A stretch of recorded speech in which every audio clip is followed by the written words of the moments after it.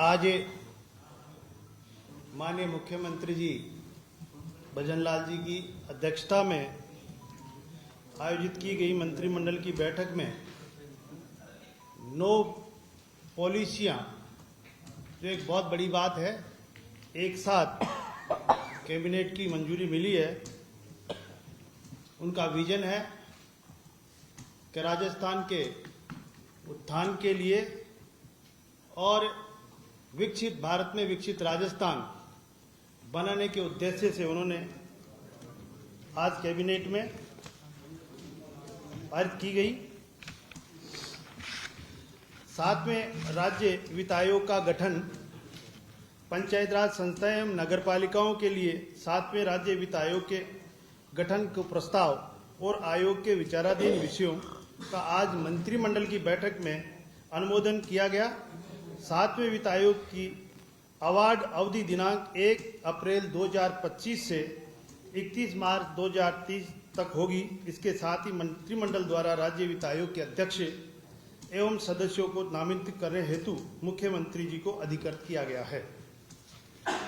नगरीय विकास में बीते कुछ समय से प्रदेश के बड़े नगरीय क्षेत्रों में जनसंख्या तेजी से बढ़ रही है।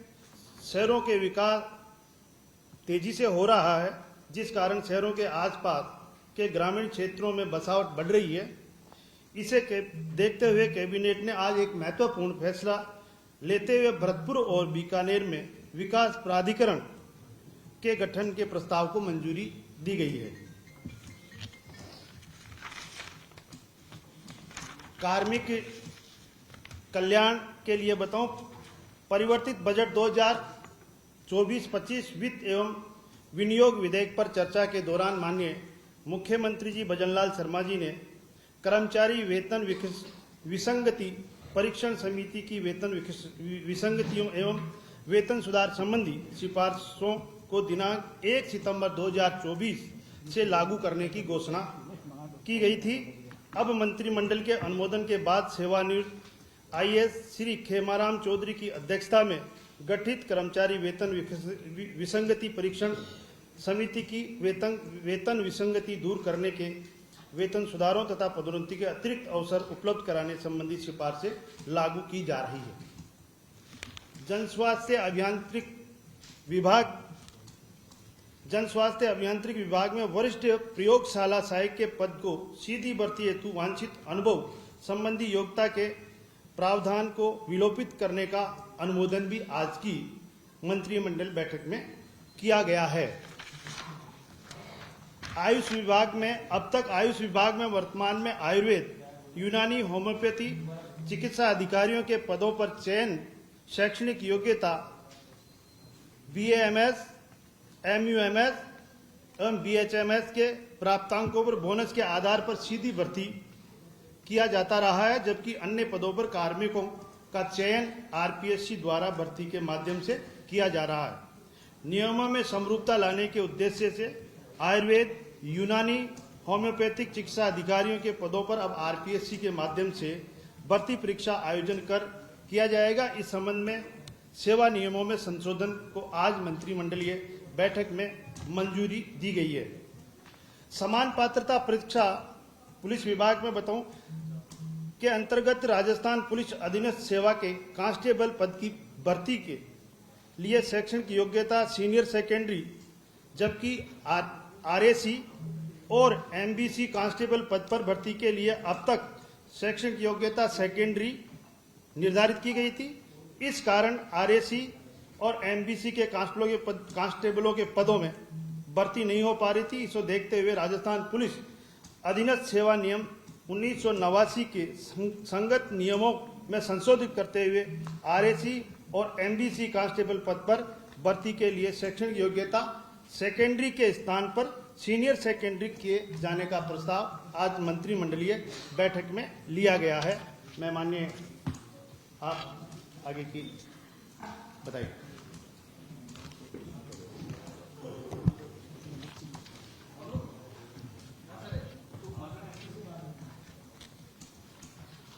मित्रों, 2024 का वर्ष धीरे धीरे अपने अंतिम चरण की ओर जा रहा है और राजस्थान के विकास की नई दिशा, नई दशा और विकसित प्रदेशों में गिनती होने के लिए राजस्थान प्रदेश 2025 की ओर आगे बढ़ रहा है। और इसी से निमित्त आज मंत्रिमंडलीय बैठक में इतने महत्वपूर्ण निर्णय लिए गए हैं जिसकी कल्पना शायद राजस्थान प्रदेश के आम आवाम ने पहले नहीं की होगी। आप सभी मित्र रोज पीसी के माध्यम से विभिन्न राजनीतिक दलों से वार्ता करते हैं, प्रश्न पूछते हैं और आंकलन भी करते हैं। आपका आंकलन पब्लिक के बीच में जाता है, पब्लिक का आंकलन आपकी मार्फत और जाता है। आज जो मेरे साथी ने राजस्थान के आर्थिक विकास में जो नए आयाम कायम करने वाली 9 नीतियों का मंत्रिमंडल ने जो अनुमोदन किया है, आप उसकी कल्पना करेंगे तो आप लगेगा कि राजस्थान में कितने आर्थिक विकास के लिए, राजस्थान की प्रगति के लिए, राजस्थान को समृद्ध और विकसित प्रदेश बनाने के लिए काम आएंगे। राजस्थान में निर्यात कैसे बढ़े, इसके लिए राजस्थान निर्यात संवर्धन नीति बनाई गई। राजस्थान में एक जिला एक उत्पादन में कैसे उत्पादन में अधिक से अधिक जिलों को अपने अपने जिले के उत्पादन में प्रोत्साहन मिले, उसके लिए राजस्थान एक जिला एक उत्पादन नीति 2024 बनाई गई। राजस्थान एवीजीसी एक्सआर नीति 2024 बनाई गई। पर्यटन हमारे लिए सबसे महत्वपूर्ण है। राजस्थान के लिहाज से चाहे जयपुर हो, जैसलमेर हो, जोधपुर हो, भरतपुर हो, सीकर हो, ये हमारे जिले पर्यटन की दृष्टि से बहुत महत्वपूर्ण है। और पर्यटन में हमको बहुत बड़ा पोटेंशियल मिलने वाला, हमारा विदेशी मुद्रा मिलती है। इसीलिए राजस्थान पर्यटन इकाई नीति 2024 बनाई गई।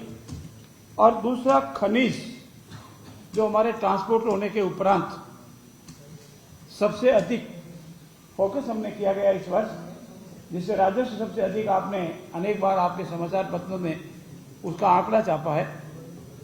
इतने वर्षों के उपरांत इतना अधिक राजस्व हमको खनिज की मार्फत मिला है, बजरी की खनिज अलॉटमेंट का हो, दूसरी जो हमारा मटेरियल उसके संबंध में हो, तो इसको और प्रोत्साहित करने के लिए खनिज नीति 2024 लाई है। और एक आपकी मार्फत रोज हर क्षेत्र में विवाद आता है कि बजरी माफिया पनप गए, बजरी टाइम पे नहीं मिल रही है, बजरी के कारण लॉ एंड ऑर्डर में भी असर पड़ता है। तो उसका सब्स्टिट्यूट करने के लिए बजरी के लीज आवंटित हो रही है, वो बहुत गति से आवंटित हो रही है, लेकिन उसका सब्स्टिट्यूट करने के लिए आज राजस्थान में एक नया उजाला किया है। राजस्थान एम सैंड नीति, जो हमारा एम सैंड है, जो दूसरे तरह के मटेरियल निकलता, जो वेस्ट है, जो पड़ा रहता है, उसका कोई उपयोग नहीं होता है, उसको उपयोगी बना करके बजरी का सब्स्टिट्यूट करने के लिए राजस्थान एम सैंड नीति लाई है। और राजस्थान प्रोत्साहन नीति के जो हमारा एक्सपोर्टर्स है, उसको कितनी आवश्यकता है, वो वर्ल्ड में कैसे दूसरे देशों की कंपटीशन में आ सके, अपना निर्यात बढ़ा सके, कहाँ का उसको परेशानी हो रही है, उसको दूर करने के लिए ये राजस्थान प्रोत्साहन नीति लाई है। आप अनुमान लगाइए 2023-24 में हमारा एक्सपोर्ट का जो क्वार्टर है 23,000 करोड़ के लगभग 23,700 करोड़ का है। और हमारा लक्ष्य है कि इसको बढ़ा करके कितना करना वो आंकड़ा बताओ। उससे पहले अभी हमारा स्थान इंडिया में 13वां है एक्सपोर्ट में। हम जो इंडिया में जितने हमारे प्रदेश उसमें 13वां है। हमारा लक्ष्य है कि हम इसको बढ़ा करके 10वें स्थान पर आना है। एकदम हम कहते पहले स्थान में आएगा तो संभव नहीं, क्योंकि कोई कहना और करने में बहुत फर्क है। 10वें स्थान पर लाना है। और इसमें विशेषकर हमको इंजीनियरिंग का सामान, जेम्स एंड ज्वेलरी, टेक्सटाइल्स, कृषि एवं खाद्य उत्पादन, धातु उत्पादन, पत्थर, हैंडीक्राफ्ट, सैंडस्टोन, ये सारे इतने हैं जिसको हम आगामी 5 वर्षों में 1.25 से 1.25 लाख करोड़ तक बनाने का हमारा लक्ष्य है। और हमारा संकल्प है कि शायद ये 10वें से 5वें स्थान पर भी अगर हमारा लक्ष्य पूरा हो गया तो हम इंडिया में इस लक्ष्य में आएंगे। और इसकी सब्स्टिट्यूट जरूरी है। इसीलिए आज हमने अक्षय ऊर्जा परियोजनाओं, पार्कों, बायोमास परियोजनाओं, ग्रीन हाइड्रोजन परियोजनाओं एवं स्टोरेज आधारित परियोजनाओं को प्रोत्साहन देने हेतु नवीन राजस्थान एकीकृत स्वच्छ ऊर्जा नीति को भी मंजूरी दी है। तो ये 9 नीतियां इसीलिए आज कैबिनेट ने मंजूरी दी है कि हमारा राजस्थान एक विकसित और समृद्ध प्रदेश बने और हिंदुस्तान में हम आगामी 3, 4 और 5 वर्षों के अंदर अंदर 10वें विकसित राज्य के रूप में पहुंचावे। ये मोटे मोटे रूप में था। एक विशेष रूप से मैं आपसे निवेदन भी करना चाहूंगा। आप सब अनेक सांख्यिकी दृष्टि से भी देखते होंगे, हमारे स्टेट की जीडीपी अभी 3 से है, 3.4% जीडीपी हमारा लक्ष्य है कि इसको हम 2025 तक 5% तक और 2047 तक 8% ले जाने का हमारा संकल्प है। और जब तक हम 2047 तक 8% नहीं ले जाएंगे, हम हिंदुस्तान के अन्य प्रदेशों के कंपटीशन में विकसित प्रदेश 1, 2 और 3 की स्टेज पर नहीं आएंगे। रोजगार अभी हमारा 35 लाख के लगभग है इसमें उद्योग है, खनिज उद्योग में। हम 2025 से 25 लाख और 2047 तक 1 करोड़ लोगों को रोजगार इसमें सेक्टर में देने का लक्ष्य के साथ चल रहे हैं। और इसी के तहत हमारी इंडिया पॉलिसी, प्राइवेट सेक्टर को इसमें शामिल करना, ईसी जो मिलती है, जो फॉर्मेलिटी जो होती है, ईसी देना, वो देना, सब एक ही साथ। और आज हमने जो नीति बनाई उसमें तय किया है कि कोई भी माइनिंग लीज, माइनिंग एरिया देने से ईसी जितनी फॉर्मेलिटीज है वो कंप्लीट होने के बाद ही ऑक्शन करेंगे। इसीलिए हमारे एलओटीज को बार बार विभाग में नहीं घूमना पड़े, दूसरे डिपार्टमेंट में जाना पड़े, इसी की वजह से माइन शुरू नहीं हो रही, उसकी वजह से शुरू नहीं हो रही है। इन सब के शेर ये हिस्टोरिकल चेंज राजस्थान के इतिहास में है। और ये सब इतिहास में इसीलिए है कि हमको राजस्थान को विकसित और समृद्ध प्रदेश बनाना है, जिसमें आपके सहयोग की भी अपेक्षा है। आप भी हमारे नागरिक हैं। और दूसरा, अभी थोड़ा इंतजार कीजिए, अभी तो इंतजार कीजिए। दूसरा, आपको सबसे ज्यादा इंतजार है कि राजस्थान में आप कौन से नए लॉ लाने वाले हैं। और साथ ही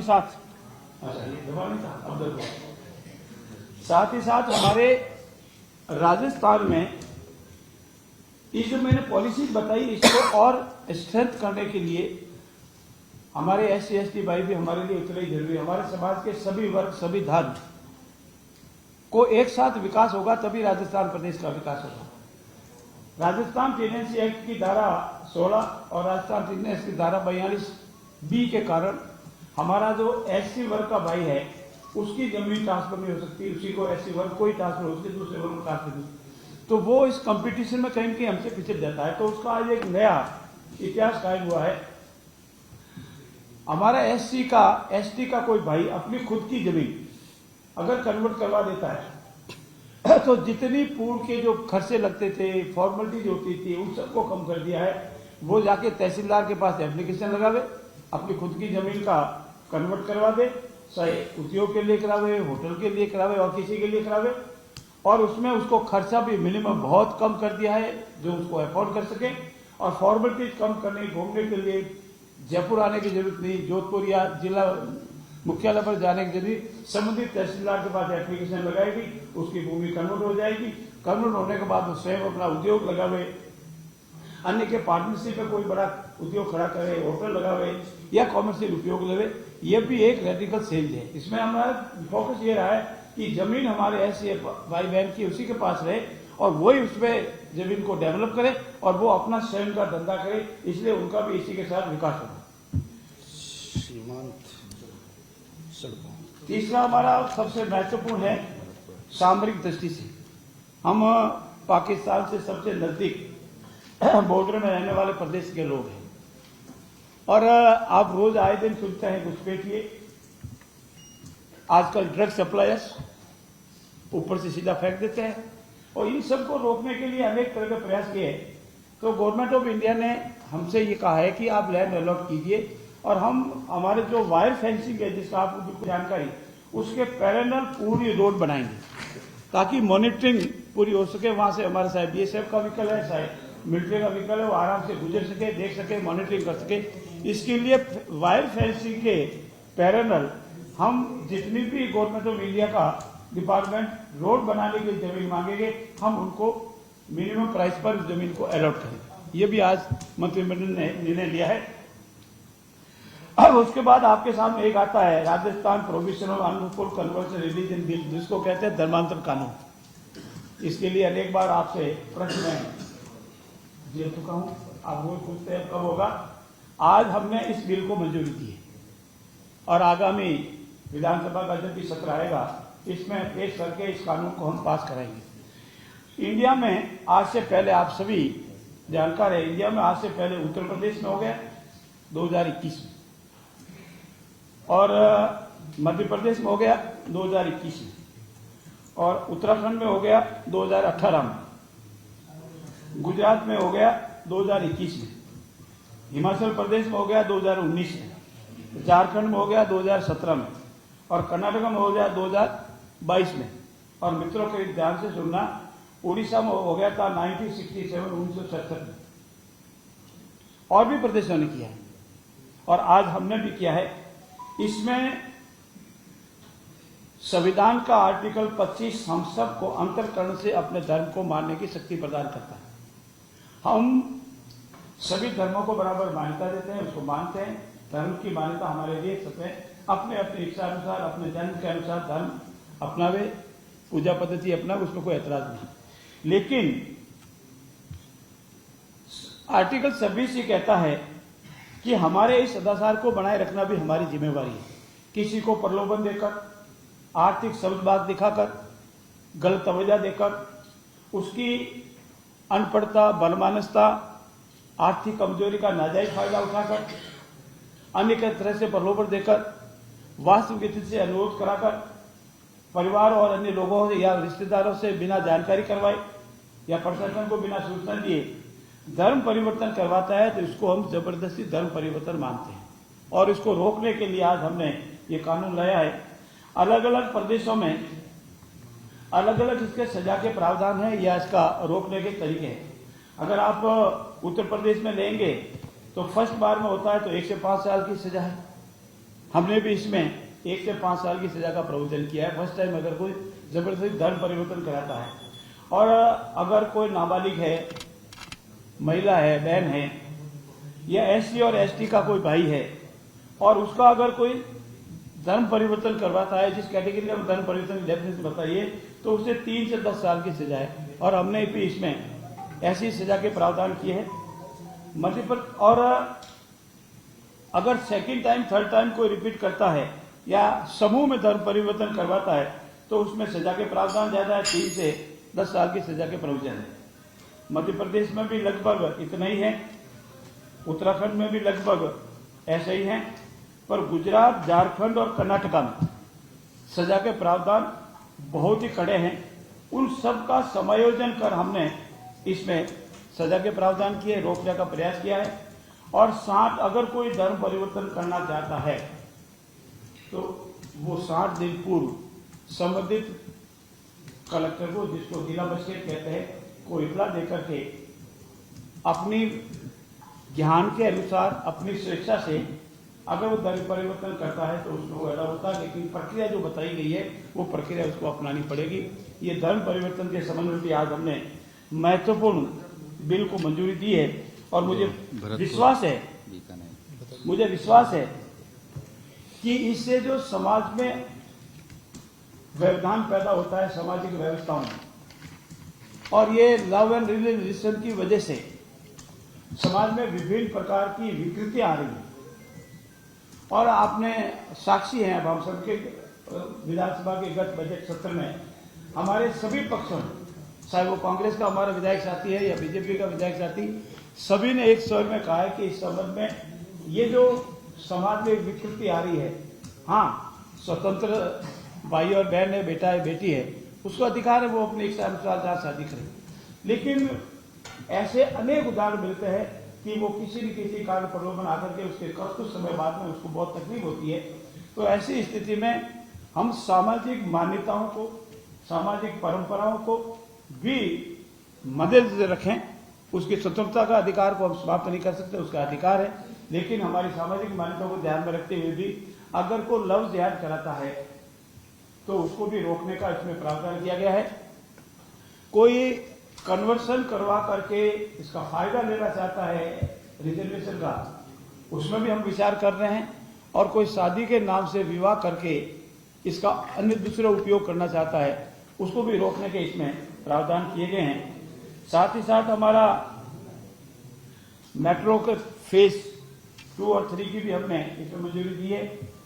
और जयपुर के ट्रांसपोर्ट को व्यवस्थित करने हेतु मेट्रो फेज की मंजूरी के साथ ही साथ अनेक राजस्थान के विकास में, राजस्थान के विजन में, राजस्थान का समग्र विकास हो, राजस्थान एक विकसित और समृद्ध प्रदेश हो, इस हेतु आज की एक मिनट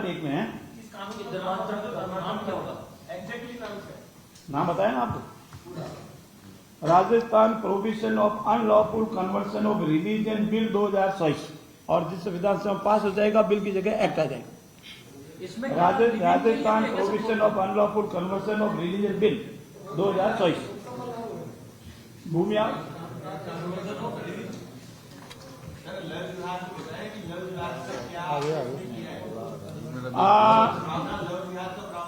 पूरा हो जाएगा। आप एक एक आराम से तसल्ली से कंप्लीट हो जाए, एक बात कंप्लीट हो जाए, फिर आराम से पूछना। हमारा उद्देश्य ये भी है कि हमारे किसी भाई और बहन को जीवन में तकलीफ नहीं हो, विकास की हो। इसीलिए पूर्ववर्ती सरकार ने, हमारे एक लोक कल्याण का सरकार, पहले भी हमारी जो कर्मचारियों के वेतन विसंगति का इशू था, 2 बार कमेटी हुई। इस बार में पूर्ववर्ती सरकार ने रिटायर्ड IAS संजय की खेमराज जी की अध्यक्षता में कमेटी बनाई, उन्होंने अपनी रिपोर्ट दी। लेकिन पूर्ववर्ती सरकार ने अपने द्वारा नियुक्त कमीशन की रिपोर्ट को स्वीकार नहीं किया। आज हमने उनकी वेतन विसंगतियों के जो भी सुझाव है उनको स्वीकार किया है और उसको इम्प्लीमेंट भी शुरू करेंगे। अब आप प्रश्न पूछ सकते हैं। लव जिहाद को धर्म परिवर्तन, धर्म जबरदस्ती धर्म रूपांतरण का अंदर माना गया है। सजा अलग अलग तरह की है।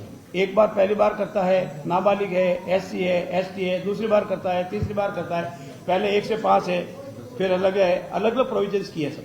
इसकी परिभाषा क्या होगी कि लव जिहाद ये माना जाएगा? देखिए, जैसा मैंने आपको बताया, अगर किसी को प्रलोभन देकर, उसकी जानकारी नहीं करवाकर, उसको आर्थिक लाभ देकर, झूठे शब्द बात बताकर, उसकी इच्छा को बिना पूरी जानकारी करवाए ही अगर उसका धर्म परिवर्तन करवा दिया जाता है तो उसको जबरदस्ती या धर्म परिवर्तन की परिभाषा में लाया जाता है। उसकी विस्तृत डेफिनेशन दी गई।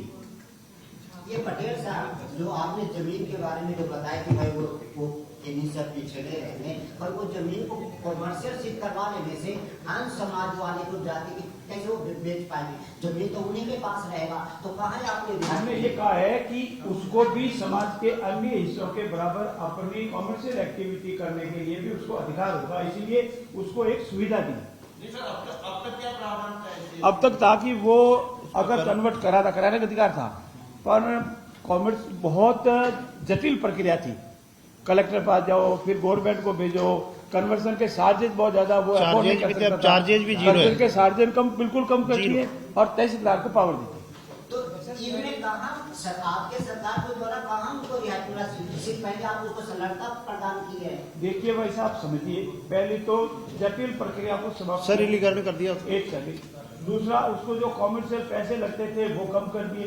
तीसरा, जिला हेडक्वार्टर पर या सरकार के पास जयपुर आने की आवश्यकता नहीं, तहसीलदार को पावर दे दिया। इससे ज्यादा और क्या चाहिए? तहसीलदार को पावर दे दिया इसका। सर, मेरा सवाल ये है, राजस्थान में पहले भी इस तरह से धर्म बदलने का एक कानून बनाया था, पूर्व आपकी वसुंधरा वो राष्ट्रपति के यहाँ पर पेंडिंग पड़ा है, तो ये वो वहां से वापिस आ गया, अपडेट हो जाए, वहां से वापिस आ गया, उसके बाद ही नया कानून बनाया। ऑर्डिनेंस के रूप में लाएंगे अभी ऑर्डिनेंस है, विधानसभा पेश होगा तब एक्ट बन जाएगा। अभी इसको ये ऑर्डिनेंस कब से जारी अभी करेंगे? हम इसको अभी बता देंगे शीघ्र ही, जल्दी इसकी कानूनी फॉर्मेलिटीज पूरी होने के बाद इसको जारी करेंगे। इसमें एक दो पॉइंट और है सर, इसमें बताइए। ये जो उत्तराखंड में लिव इन रिलेशन वाला था वो भी डिफाइन था क्या? अपने यहाँ लिव इन वाले को भी कुछ डिफाइन, उसको भी डिफाइन किया। आप पढ़ेंगे तो पूरा हम आपको एक्ट देंगे, बहुत लंबा है, अगर बात वो करें तो पूरी इसी पे भी जरूरत पा रही है। पटेल साहब एक सवाल और है, बताइए। जो आपके कैबिनेट से नहीं है, कल मुख्यमंत्री के द्वारा जो प्रेस नोट आया था, कैबिनेट से जुड़ा हुआ है ये पॉइंट से जुड़ा हुआ है। और ये अब मेट्रो केस में जो आप विस्तार कर रहे हैं 3 और 4, इसका रूट बताइए। रूट इसमें दिया हुआ है, जॉइंट वेंचर है।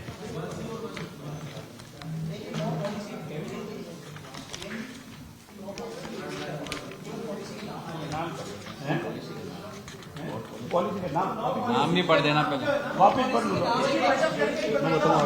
एक मिनट, वो मांग रहे हैं, उनकी पूर्ति करो, आप लिखे।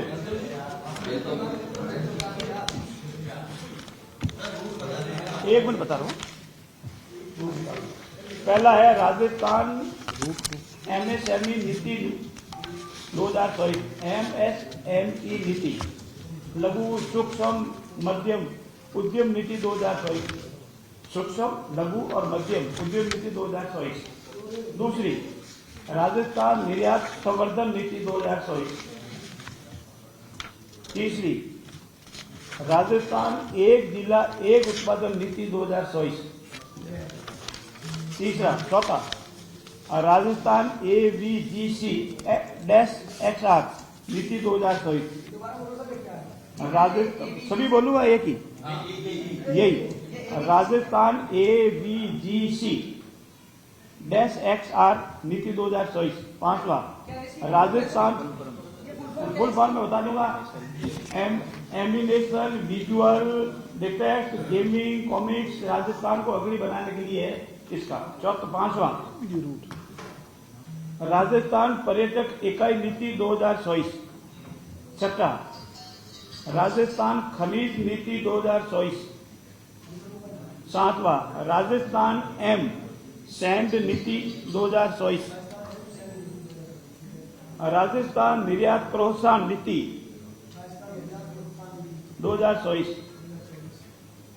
और राजस्थान एकीकृत स्वच्छ ऊर्जा नीति 2024। संवर्धन नीति अलग है, अक्षय नीति अलग है, प्रोत्साहन नीति अलग है। राजस्थान एकीकृत स्वच्छ ऊर्जा, मेट्रो का रूट, ऑर्डिनेंस होगा ना, हाँ मेट्रो का रूट बता रहा हूँ। ये बिल नहीं होगा, अभी तो ऑर्डिनेंस इसका नाम होगा।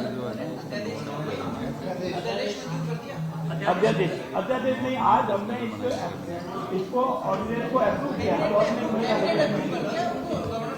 वर्तमान में संचालित हाँ, वो मेट्रो के root. Jaipur metro first A Mansarovar से सांतपौल, फेज 1B सांतपौल से बड़ी शॉपर, ये दोनों रूट है। आपका बहुत बहुत धन्यवाद मित्रों। आइए हम सब मिलकर के राजस्थान को विकसित और समृद्ध प्रदेश बनावें। इस अमृत काल की नीति में आपके सहयोग से हम सब आगे बढ़े। बहुत बहुत धन्यवाद। ऐसा ही प्रक्रिया क्या हुआ? कुछ बातें पेंडिंग रखिए, कुछ बातें पेंडिंग रखिए। सभी अल्पाहार पर आमंत्रित हैं। बोलो ना, बोलो ना। स्पेसिफिक ये तो अलग से दे देते हैं, निर्माण वाले मिक्स कर दी। अब धर्मांतर वाला भी आज की तो कर दिया आपको और पूछो तो पूछ लो, नहीं, यही चीज निर्माण की। और आप पूछ लेना कल।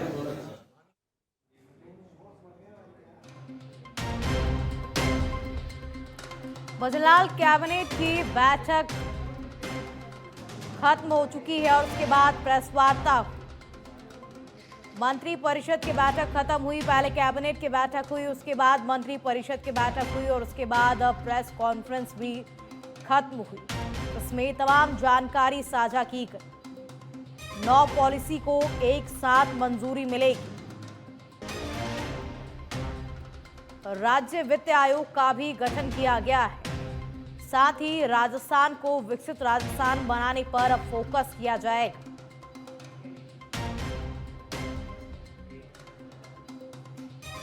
भरतपुर और बीकानेर में विकास प्राधिकरण को भी मंजूरी मिली।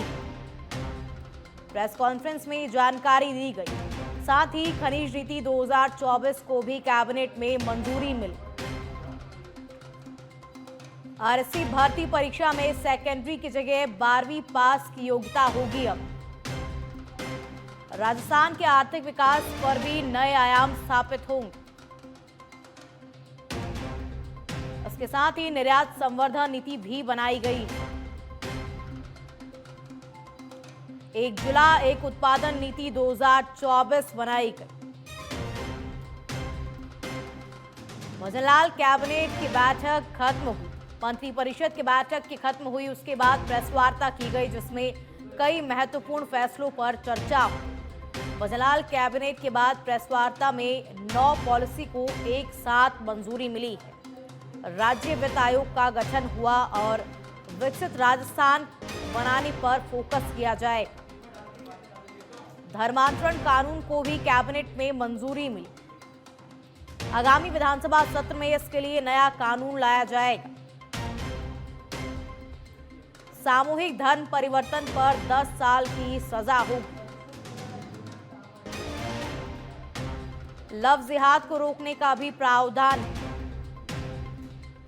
साथ ही खनिज नीति 2024 को भी कैबिनेट की बैठक में मंजूरी मिली।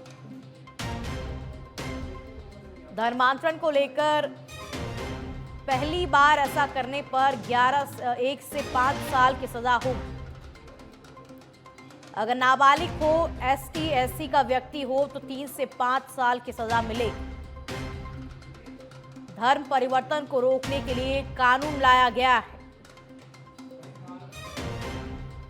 कैबिनेट की बैठक में अहम निर्णय लिए गए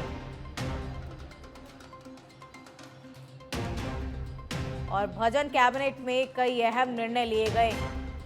कैबिनेट की बैठक में मेट्रो फेज के लिए भी निर्णय लिया गया है।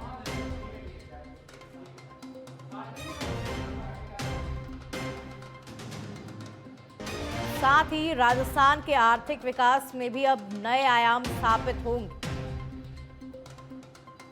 एक जिला एक उत्पादन नीति 2024 भी बनाई गई है और 9 पॉलिसीज को एक साथ मंजूरी मिली। राज्य वित्त आयोग का गठन, साथ ही राजस्थान पर्यटन नीति 2024 भी बनाई गई। अब राजस्थान को विकसित राजस्थान बनाने पर फोकस किया जाएगा। भरतपुर और बीकानेर में विकास प्राधिकरण को मंजूरी मिली। खनिज नीति 2024 को भी कैबिनेट की बैठक में मंजूरी मिली। इसके साथ ही कांस्टेबल भर्ती परीक्षा के नियमों में भी बदलाव किया गया है। नीतियों पर मोहर लगी है।